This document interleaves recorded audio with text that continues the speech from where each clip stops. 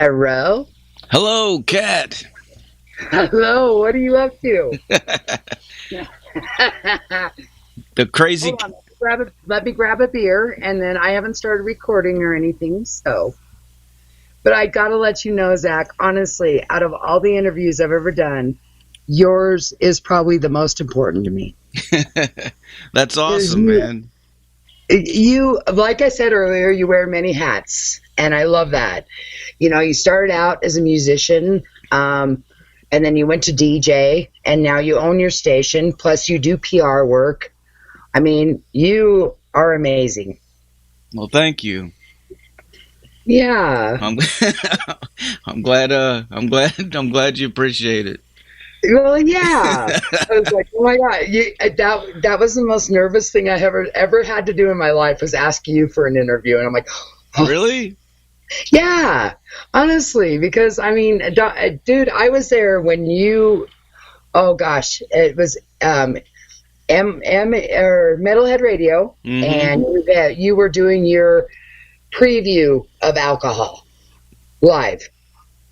Oh yeah, God, that was a long time ago. Yeah, that's when I still lived in Detroit. And I remember that. And it was like, oh, man, that's so fucking rad. I love that. But, yeah, so let me grab a beer, and then we can get the recorder on and all that. But I just had to get all that other stuff out of the way. Hold on. Doesn't take me long. You got a small house.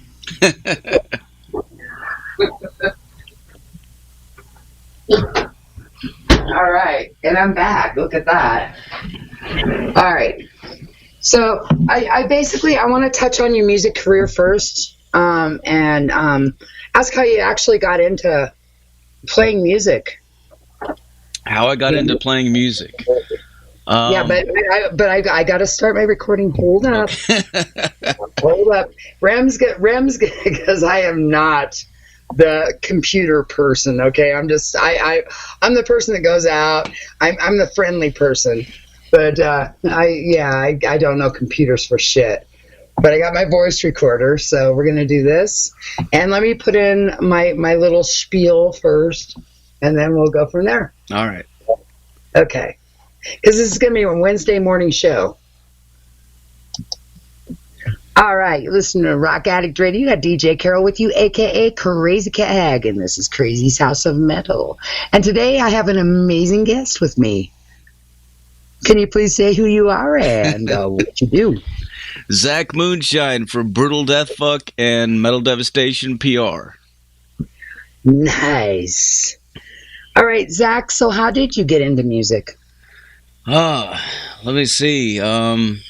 Going all the way back to I don't know. I guess in the early mid 80s when I was getting into music, and I think it was just from the get go, from like the first time I saw music videos on TV. Like Iron Maiden and Bon Jovi and all that kind of stuff. That was going on back then. It just it sparked something in me, and I immediately wanted to do that. I can't remember exactly why or what it was, but I was just drawn to it, and I actually started. We had we moved a lot when I was a kid, so we always had all these fucking U-Haul boxes. And I can cuss on here, right? Oh, of course you can. Okay. Yeah. They wouldn't allow me on here if you couldn't. So we moved a lot when I was a kid, so we always had all these cardboard boxes left over from U-Haul and shit. And I would collect them, and I would like draw out and cut out these fucking guitars and sit in my room and like play air guitar on these cardboard cutout guitars that I had. And I did that for like years, and it got to where I had this stack in my room that was just insane. I couldn't even fit it under my bed anymore. And my mom saw it, and she was like, okay, I think it's time we take you to the guitar store. And I was like, yes. And we went down to the guitar store, and she bought me this little PV Mystic, which I still have, actually. And Wow. I jammed on that thing, got a little amp, and just I don't know, like I took a couple of lessons at school.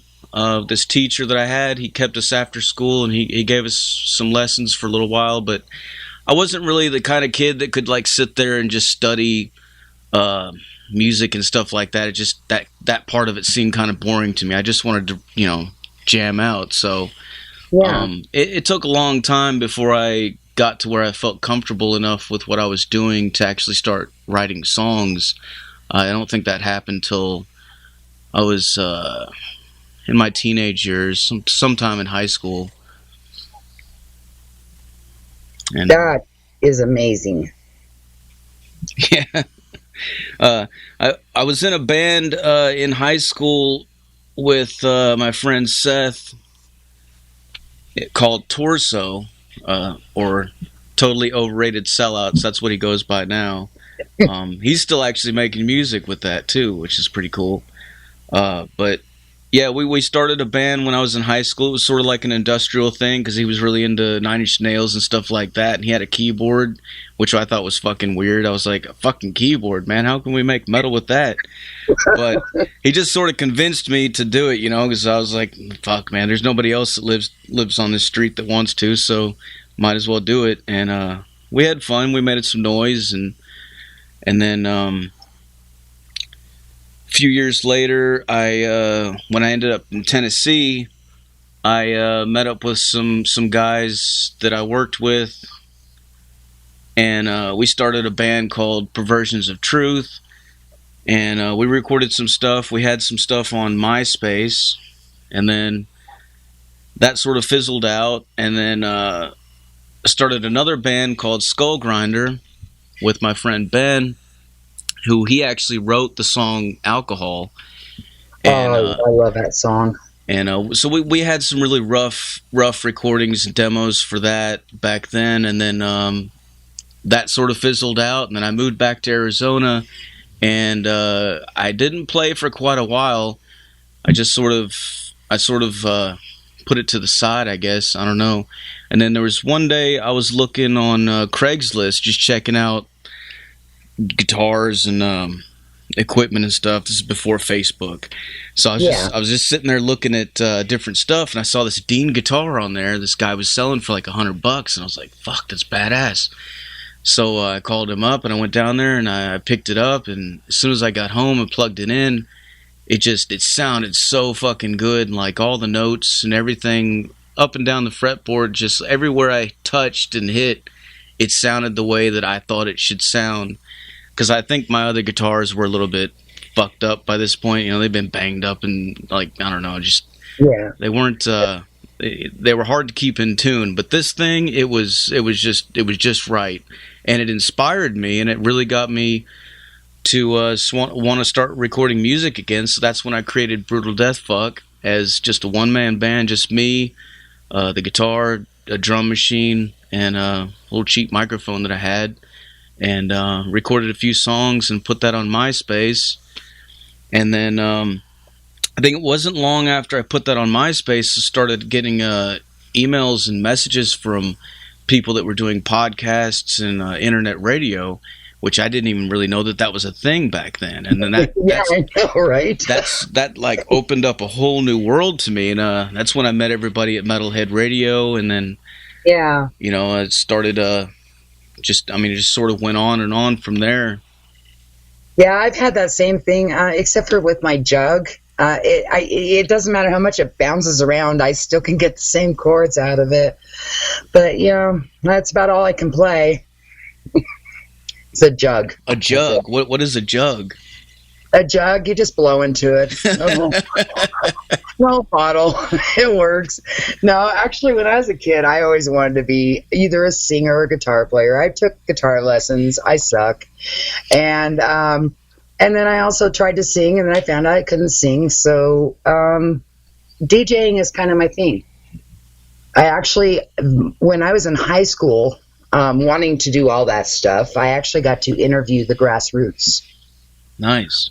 Yes. It was a school project. So that was kind of my start on what I do now. But yeah. And you know, it's like I'm still learning. I don't know the computer thing much. Just saying. But yeah, no, dude, I was there for one of your first, actually, several of your songs on Metalhead Radio. I was actually there listening in. That's when I lived in Detroit. And then I was very short-lived as a DJ, very, very short-lived. Couldn't even do a show at Metalhead Radio when they hired me. And then after that, well, I went to Rock Addict Radio, and then, of course, I was on your station, which I enjoyed. Thank you very much for giving me that opportunity. Oh, yeah. I appreciate that. I do. My pleasure. But, yeah, and so as far as how you went to become a DJ. Well, like I was saying, you know, with Brutal Death Fuck, that opened up the door into internet radio and all that. And, you know, I met everybody at Metalhead Radio. And I was just there all the time in the chat room hanging out and meeting other bands, you know, like Cam from Rock and Roll Villain Society. And yeah.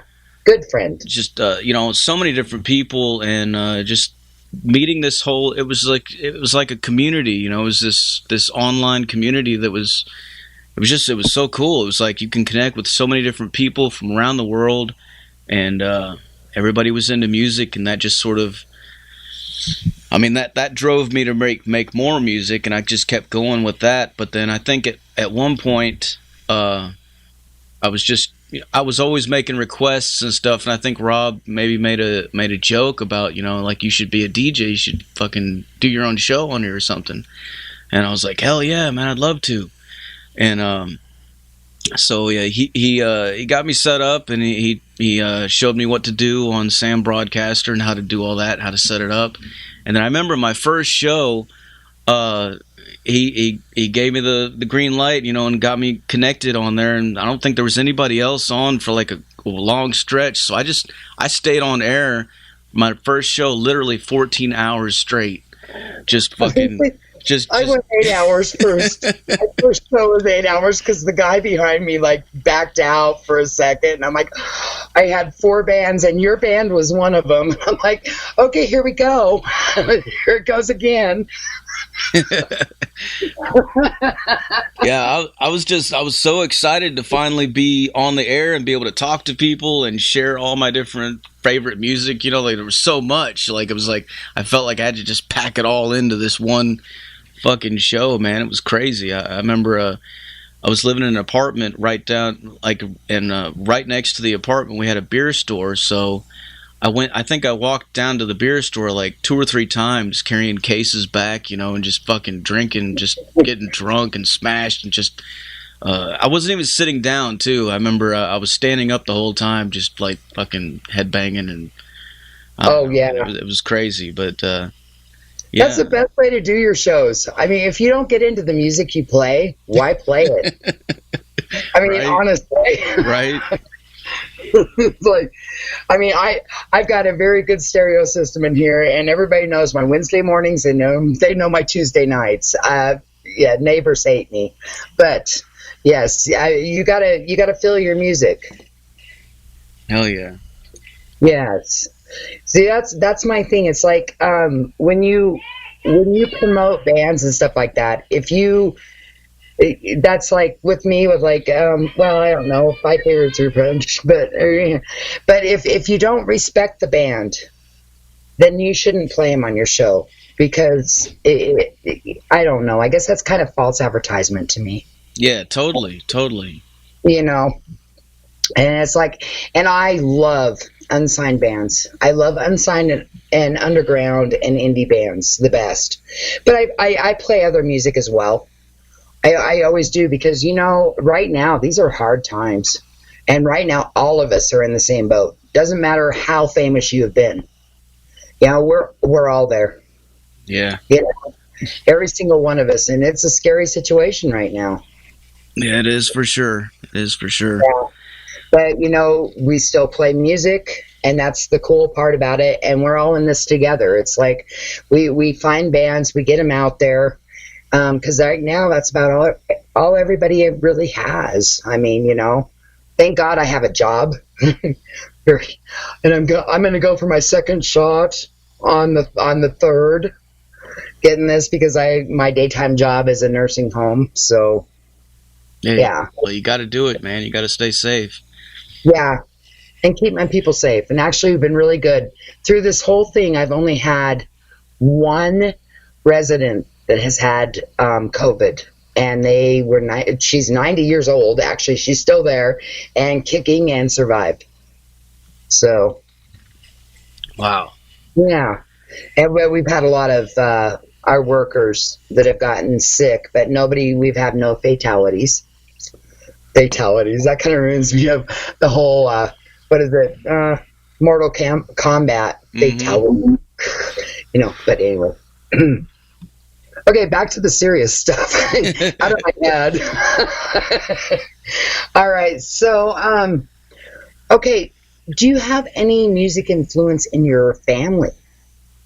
No, nobody directly around me was playing music. Like my mom was just very much into music, so it was always playing on the stereo. Okay. And whenever I started getting into heavy metal, she was immediately like very supportive of it, and she started telling me about like when she was growing up, she listened to Black Sabbath and Uriah Heep and stuff like that. So she showed me some of that kind of stuff, and I thought that was really cool. And but nobody. I wasn't really around anybody that played music, not at all. Oh, all right. Okay, so you also do the PR thing. Do you have any bands that you want to throw out there? Fuck. Well, that's a long fucking list, man. Like there's. Yeah, I know. I trust me. Honestly, every single one of them, I got to treat them all equally. So I can't say like I don't want to say like my favorites or anything like that, but they're all fucking cool, man. It's just the coolest thing about it, I think, is just how vast the underground scene is, and that's another thing that I really got into after doing the radio thing. Like, in the beginning, I remember my shows, it was just all the stuff that I grew up to that I was playing, and then you start getting all these band submissions from these unsigned bands in the underground, and you quickly realize that like the more you play some of these underground bands, they show up, like they come to your fucking shows, like you play fucking Iron Maiden or something like that, they're not coming to your show, but you play these guys in the underground, they're going to come to your show, they're going to support it, and it just, I don't know, man, it pulls you in, like you feel like you're a part of something, and you get to communicate with them, and it's just something really special about that, and I mean, it's just, it's been a roller coaster ride, just like going straight into the underground, like just becomes more and more and more. And I love it, man. One thing I want to do is I want to give a big shout out to Richard from, of course, Gravehuffer. Oh, yeah. Oh, he has brought so many people into internet radio. I mean, amazing guy. And he's helped a lot of bands out. But I want to give him a big because he's amazing. He is. And he's really, he's like a model for bands, like as far as like promoting your own stuff on the internet and using everything to your full advantage, because like that guy's a fucking madman. I mean, like he just he's on everything. Yeah, he tags everybody and everything and shares everything, and he's just always giving shout outs and mentions, and that's really cool, man. Like I think a lot of people could definitely learn a thing or two from watching old Richie, man. Hell yeah. And Demon Boy's another one that does that. Right on. Yes. He does a lot of I mean, when you do an interview with him, the world watches. It's so weird. I'm like, oh my goodness. But yeah. But that's another thing, interviewing bands, like when you're interviewing like somebody big, that's cool too in itself, because it's like, oh my God, I listened to these guys when I was growing up, like here I am talking to them. But at the same time, I kind of feel, I get nervous, like when I was talking to Paul Diano from Iron Maiden, I was like fucking freaking out. I'm like, fuck, man, I got Iron Maiden on my fucking phone, I'm like, what the fuck, man? But like when you talk to the underground bands, on the other hand, it's a totally different experience, because you can just like let loose. You can talk shit with them. You can make jokes and just fucking cuss, and you don't have to worry about what anybody's gonna be. You know what I mean? Like it's just totally it's totally relaxed, and that's really cool too. Yeah. Well, see, and the weirdest thing for me is like, okay, so like when we go to Rocklahoma and we're face to face, it's a different vibe altogether. It's like, but you interviewed, I think, one of the same guys I interviewed, Brian from Diamond Head. Yeah. Okay, we interviewed him live. Such a nice guy. We were in the middle of a tornado warning, and we're sitting there, and he's like going, "What's going on?" I was like, there's a tornado coming. He goes, "Can we still talk?" I'm like, okay. Sirens are going off. We're like, oh goodness. But yeah, no, he's just the coolest guy. But but then again, you don't have that always. It's like a lot of times face to face, you get the arrogance, really bad. Really? On the phone, sometimes a little different, but not face to face. Face to face, you can kind of see who they are. Yeah, I've never done a face to face. I've done like there's been a few where I call them on Skype or something, and I tell them it's just going to be audio only, but they'll put their video on anyway, and so, that always cracks me up. So I'll be sitting there, trying to be serious and do my thing, but like I see them fucking, just on the camera doing these weird little things, and I'm like. I don't know. This is why I call myself a window licker, because you know what? Honestly, that's a disclaimer right there. I mean, you're just gonna get what you get. Mm-hmm. I'm goofy, I'm weird, and that's just kind of how you fucking play it. But okay, so big question: what made you want to make your own station? Well, if that's a touchy subject, we don't have to talk about it. No, it's fine. I mean, that's pretty. Like a lot of people already know, pretty much. I mean, back then, Rob at Metalhead Radio, he was a crazy character, and I like him in a lot of ways, But there was some things that he would do and say that would really alienate a lot of people, and I don't know. It got to a point where. I think he fired like everybody from the station. Yeah, he fired me. Actually, Scott fired me. I think Scott fired me. Yeah, I think I was like one of the last DJs on there besides him, and at one point, and I was just like, "Fuck, man, this is ridiculous." And I would just sit there and do my show, and like nobody could show up because everybody was blocked from the chat.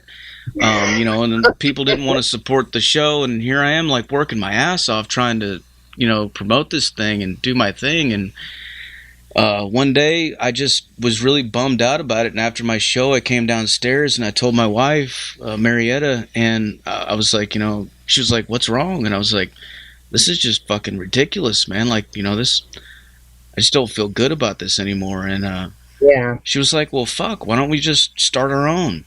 And I was like, oh, fuck, I don't know how to do that. Like that's got to be a lot of technical shit that I just don't know anything about. And she's like, we'll look into it. And we'll do it together. And, so she was right there from the get go. And she really pushed me to feel confident in doing that. And, so we did it. And I pulled the plug at, MHR, and it was like the next day, it was like, Metal Devastation Radio's coming.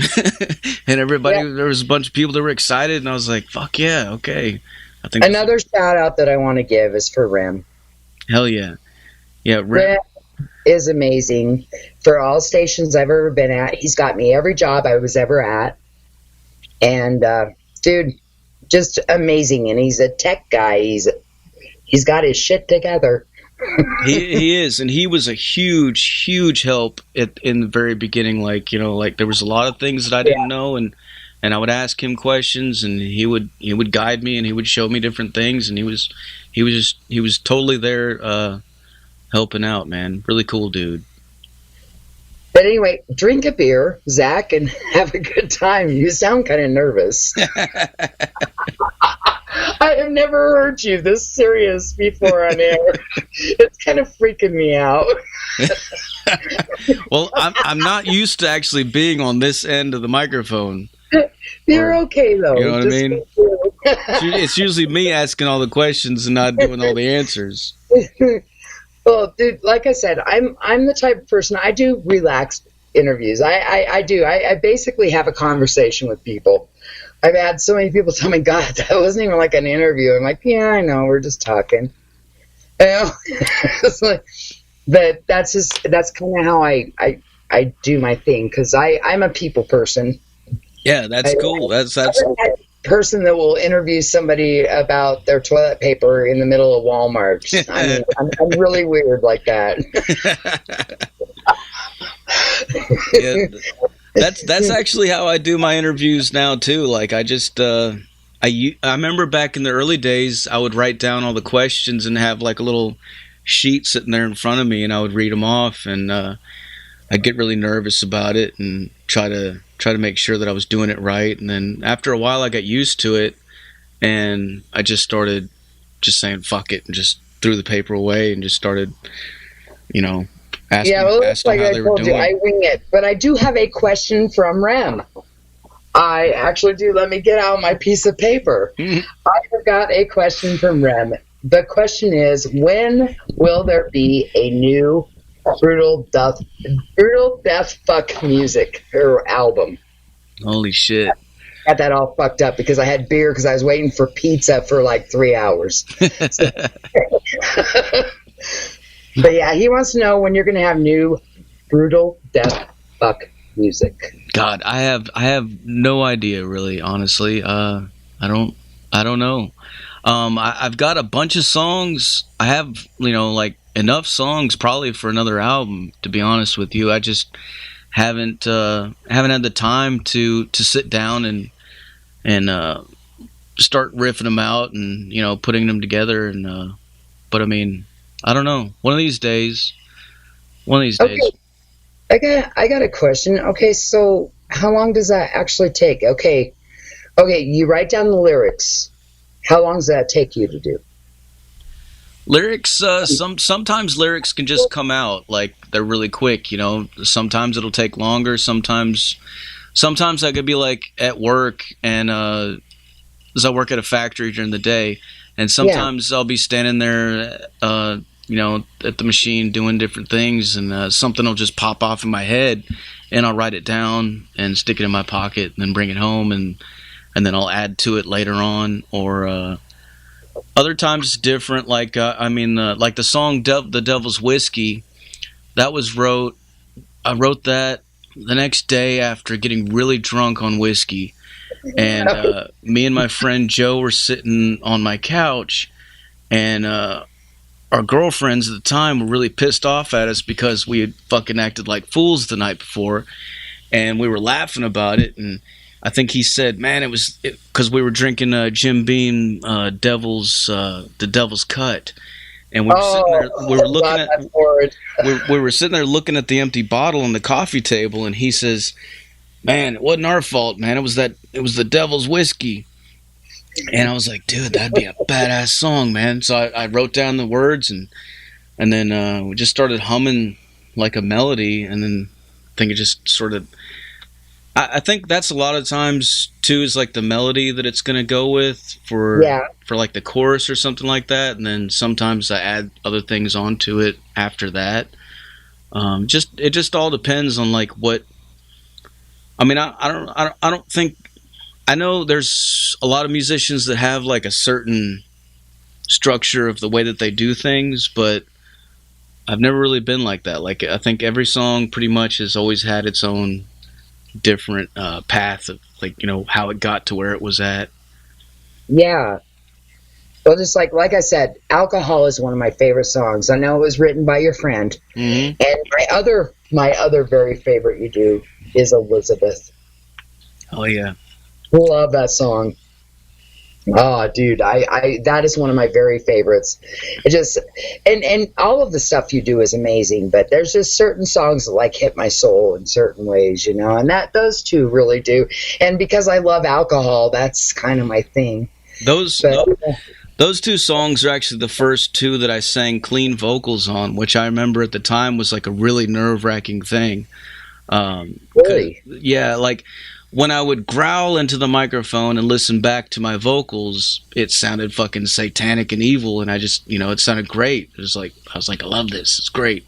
But then when I sang clean and, you know, tried to sing a melody, when I would listen back to it, I was like, fuck, man, this is, I don't know about this, man. Like, you know, this is going to be, what are they going to think about this? But I just, I don't know. I said, fuck it, man. I'm just going to do it, put it out there and see what the fuck happens. And it seemed to have a good response. So yeah, it seemed like those two songs just took a little bit more than the other ones, you know, a little bit more of your soul. Yeah, definitely. Yeah. I think at the early stage, it was really a lot of influence from death metal for like the first few songs, and then doing Alcohol and Elizabeth, and then The Devil's Whiskey. It just sort of gradually went more into like my rock and just like heavy metal roots, using a little bit of like some blues and stuff like that, and sort of just, I don't know, like I think after those songs I really started developing my own sound, and I started feeling like I wasn't trying to be anything else or trying to do anything else anymore. Like it just, with those, it really felt like I was touching on something that I felt, because I was singing about things that were actually in my life, you know? Yeah. Yeah. Most definitely. Okay, now, so this is going to be a really hard question, because I know this is a hard question for me. But we always have that one interview that stands out, the most wildest, craziest interview we've ever done in our lives. And mine, actually, it's a tie between Steel Panther and The Tip for the most outrageous interview you've ever done. Fuck. I don't know. You know, there's been so many. You know, I think Spellbook always pops out in my mind. Those guys, I think they were partying during it, and they were just a riot, man. They were hilarious. They kept me laughing the whole time, and that was really fun. I don't know. There's, you know, like, as far, what do you mean, like crazy interviews, or like interviews that like something that stands out, just a standout interview? I mean, like as far as like really amazing and nothing like I expected would be Tom Kiefer from Cinderella. Very, very nice gentleman, just really soft spoken. Never thought I would hear that from him, you know. Just something that stands out. You know, my second interview was with Eric Wagner from Trouble, when he was promoting another one of his bands, and that was pretty crazy. I mean, I was nervous as fuck, because before that I had only interviewed Cam from Rock and Roll Villain Society, and we were already, you know, like, we were friends, so it wasn't a big deal. Yeah. But talking to him, I was like, and I asked him about what was one of the craziest things that he remembered from his career, and Eric told me that he started talking about Dimebag whenever they went on tour with Pantera, and he said something about Dimebag had to shit really bad because he had diarrhea because they had ate some kind of Mexican food that fucked up their stomachs, and they were on stage, and they brought him a bucket on the stage, and he said that he fucking sat down and shit in the fucking bucket while he was playing his solo. at the same time. And yeah, I was like, fuck, what the fuck? Like, you know, I mean, on one hand, it was crazy enough what he was telling me, but at the same time, I was like, man, this dude's fucking was there, you know, for that. Like, you know, like I felt like a fly on the wall for a minute, you know. I know, right? So that's. Oh, dude. Well, we interviewed Creed. Well, actually, Scott Stapp. We interviewed Scott Stapp, and he told me. I asked him. I said, "What was your most craziest and Spinal Tap moment ever?" He was wearing tight leather pants and bent down to pick up his mic when he dropped it and split his fucking scene. Damn. And he had to fucking stand towards the drummer, and that was the first song. He's like sideways the whole time through the show. I'm like, dude, that sucks. That would be fucked up. Shit. Yeah. You know, maybe it's a good thing that me and my jug didn't make it into a band, but still trying. Hey, you never know, man. Yeah, I'm gonna put electric to it. Electric jug. Metal band. We can do this. I know it can happen, but yeah. So okay. Out of all your times in music, everything, what was the most like, honestly, rock star moment of your time? Your biggest part of everything. When did you feel like you had made it?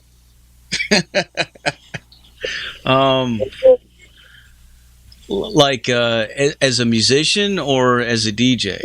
Either way. What was your rock star moment?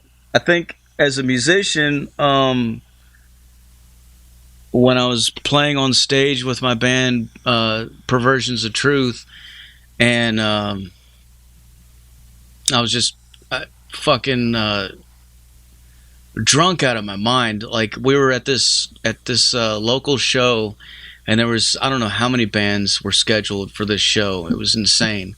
And they gave us the last spot on the lineup, and so at the time we didn't know any better. We got really excited. We're like, yeah, we're headlining, man.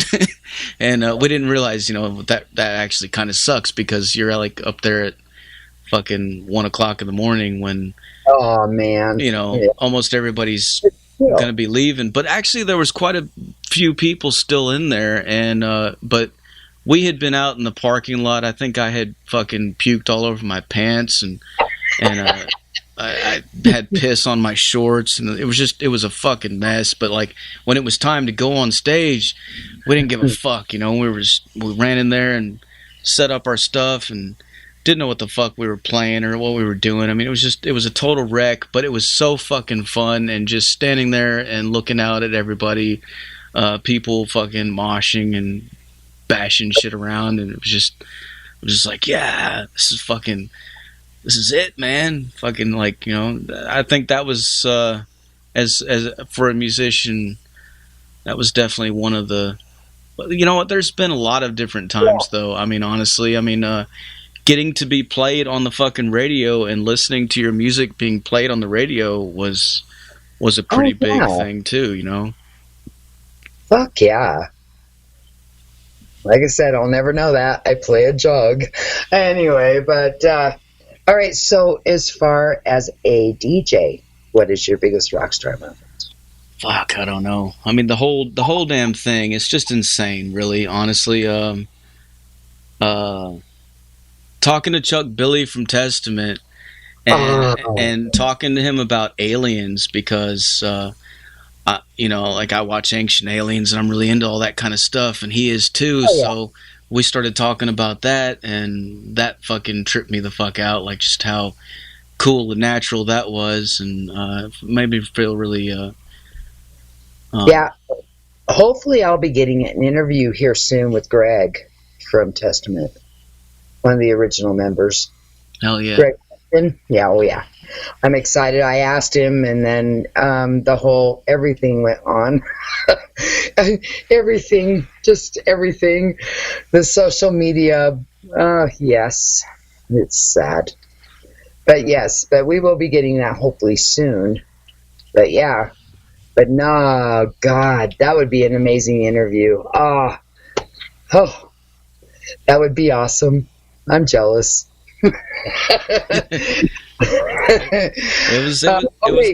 Okay, so biggest Spinal Tap moment as a musician. Oh fuck. God, I don't know. I would say that first show was definitely also a Spinal Tap moment for sure, because it was so stupid, but it was fun. But I don't know. I guess that would probably have to be the one time. Okay, so your biggest Spinal Tap moment as a DJ. As a DJ, yeah. Hitting the wrong button, or something like during a show and fucking turning everything off accidentally, or God, there's been so many different fuck ups and mishaps throughout the years. Like, I can't honestly remember like specifically any ones, but there's been quite a few. Okay, so there's been two with me. One of them was on the Window Liquor Sister show. We had Kevin from Candlebox called in, and Renee, she went to make it speakerphone, hung up on him. He called us back, and he says, "Did you really just hang up on me?" She's like, "Oh my God." I hear her in the background. I'm like, oh my God, no. And I'm like, what the fuck just happened, Renee? And she's like, huh? And then he calls back. He's like, "Did you really just hang up on me?" And she was like, "I'm sorry." Okay, and the other one was when I was at your station. I'm not going to mention names, but I had a live interview with several really big bands, and I had a very drunk person with me, and kind of screwed me up. She was also with the station. You know what I'm talking about, right? Anyway, I couldn't submit those into... Oh, that sucks. Yeah, I actually, a couple of the members at your station really did doctor it up, and I'm going to send those to you so you can hear them without that person in them. And they're very short, and lots of music had to be added. I was so angry. But no, I like I said, not mentioning names, but it was a live interview. Let's throw out one name. Let's just say Dash Cooper was who I was interviewing. Yeah. I know what you're talking about. All right. Okay. All right. Well, we'll move on from there. But that was two of my biggest Spinal Tap moments in interviews.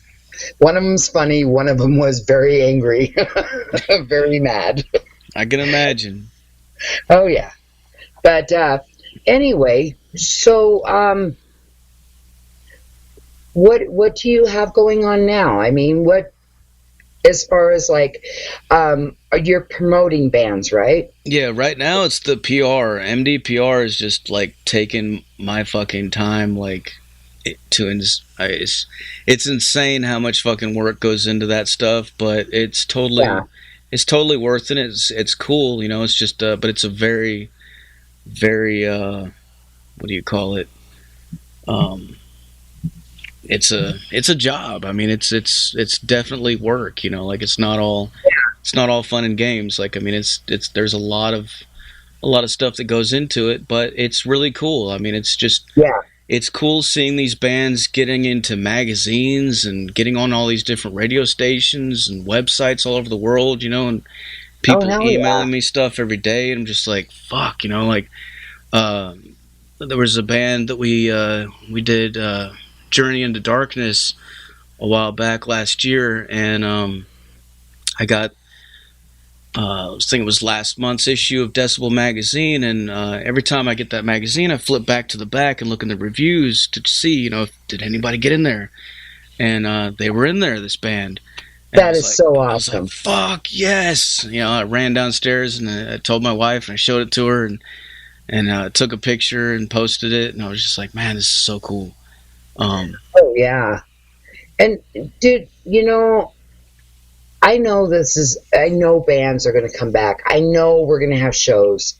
They have to. I mean, we can't go without music. It's like, I know a lot of bands are posting, already. Like they're already saying Rocklahoma is going to be going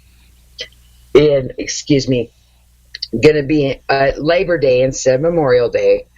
Well, I'm kind of thinking there's not going to be a media tent, so I'm not going to go this year. I was supposed to go last year, but we decided we're going to go ahead and go on the West Coast and see if we can see some shows there. We're going to go Highway 101. Never been to the ocean before, so I want to check that out. I've never been to California. I've been to Washington, Oregon. I've been to New Mexico.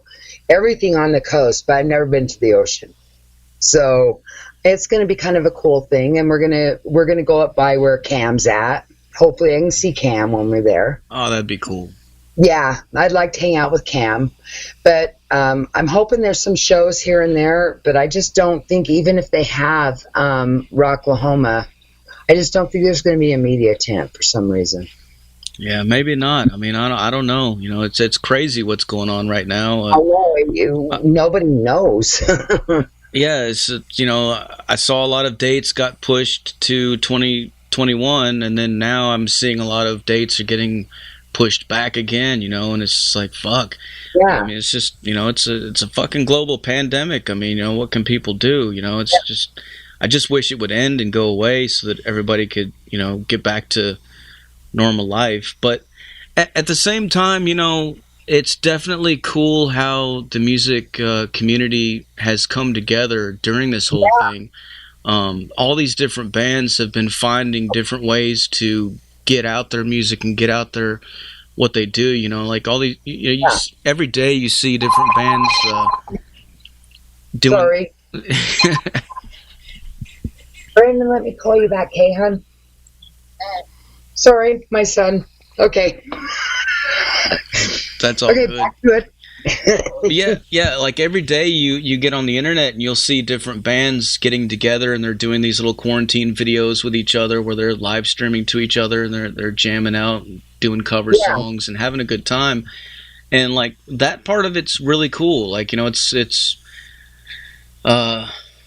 been a weird thing. Like all the bands that I've interviewed for the past year, it's always sort of the same thing, with everybody. It's like we're all in this together, we're all going through the same fucking thing, and we are together in this one thing, and that's sort of, and it's not even just the U.S. That's the whole world. I mean, we're all in this. Yeah. Oh. But yeah, you're right. I mean, good music is coming out of this. Yeah, there's been a lot of people that have put out some really. I mean, I thought last year had an insane amount of new albums that were really, really good. Like at the end of the year, when everybody was putting together their favorites for the whole year, it was tough to even sit down and actually make a list of it. I tried to do a show and just play as many that I could think of and get some people to help me out, with that. But I mean, still, I do a 4-hour show, and that wasn't even enough to really pack it all in, to be honest with you. There was so much good stuff. And at the same time, it was really hard to put a number on anything, like give anybody a number one or number two, because I felt like everybody put forth their best effort, and in such a time of fucked up shit, like everybody was really just the fact that people were still making music was such a beautiful thing. It was just I don't know. That's definitely cool, and hopefully that'll at least we have that, But it would definitely be cool to go to some live shows in the future and get back out there. Oh, I have eaten so many tickets this year. Oh my gosh. Killswitch Engage, Testament. I mean, there's been so many tickets that last year, I guess. This year, these 2 years are running together in a major way.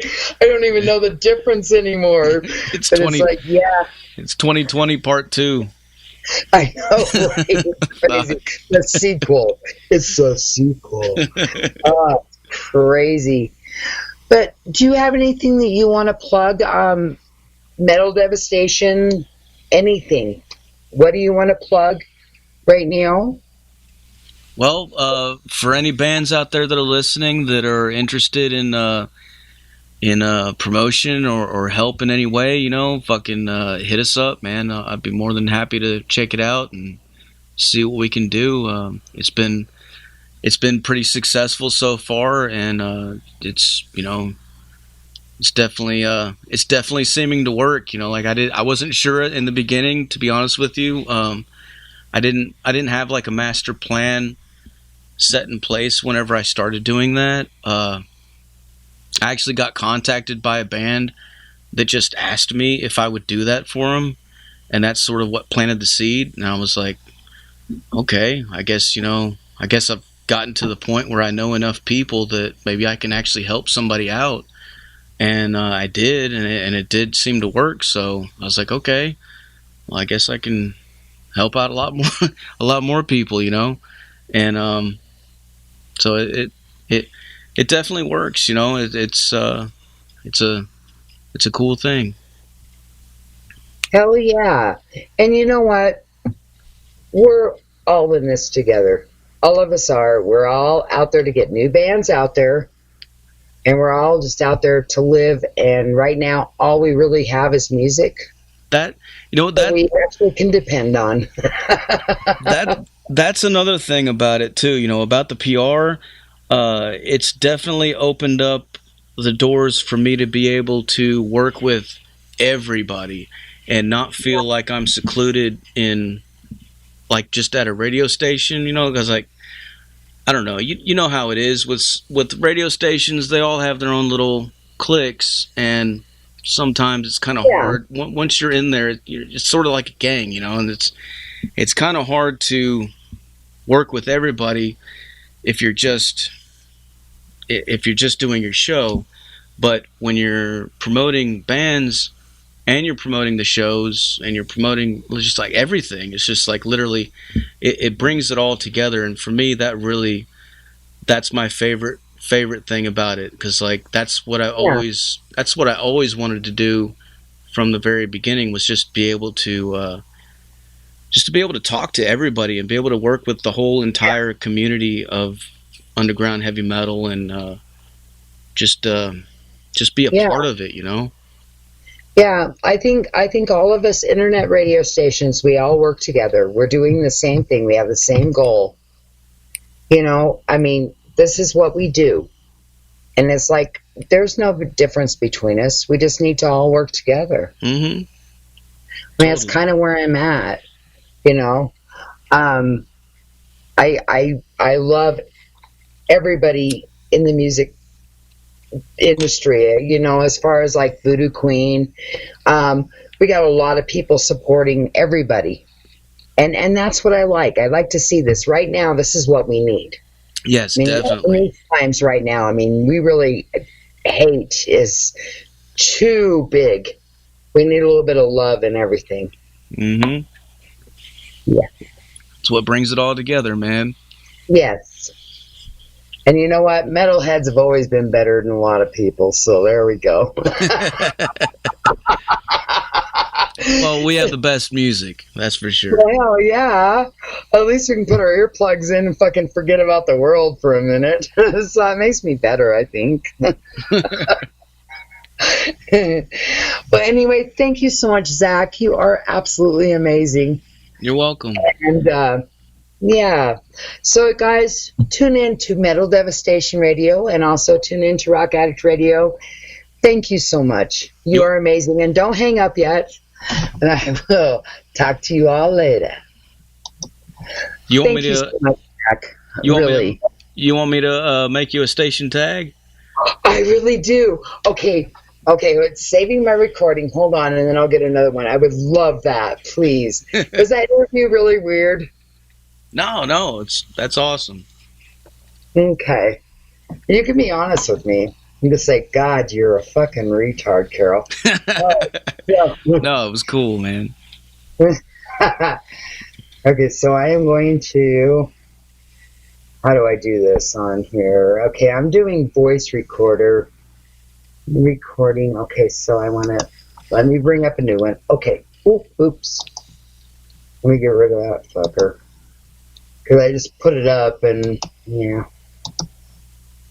Okay. All right, Zach, hold up. Okay, ready? Yeah.